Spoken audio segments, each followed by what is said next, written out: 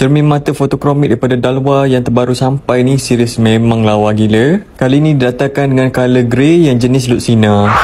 Spek mata Dalwa kali ni memang sesuai kalau nak pakai untuk drive pun boleh ataupun nak pakai untuk mancing pun boleh. Spek kali ni di jenis fotokromik. Kalau kena matahari, cermin ni akan makin gelap dan selesa bila pakai. Nak pakai untuk mancing pun boleh sebab dia ada polarize. So tengok dekat sini, yang ni kertas untuk test polarize dekat cermin mata ni. Jadi kalau nak pakai memang sangat sesuai sebab dia boleh kurangkan silau. Dari segi design memang smart gila dengan tulisan Dalwa pada bingkai. Tapi yang paling best, dia ada material rubber dekat bahagian kiri dan kanan bingkai spek. Function dia untuk lagi selesa bila pakai and tak senang jatuh. Kalau beli spek ni seriously memang baloi sebab korang akan dapat satu frame box daripada Dalwa dan satu kain pengelak cermin yang bertulisan Dalwa. Jadi untuk korang yang tercari spek yang sesuai untuk drive, untuk pergi mancing ataupun nak pergi kenduri pun boleh, korang boleh ambil spek Dalwa yang ni sebab dia ada fotokromik dan juga polarize. Jadi bila pakai tu seriously memang selesa. Macam biasa kalau nak dapatkan boleh klik je beg kuning kat bawah sementara harga tengah murah.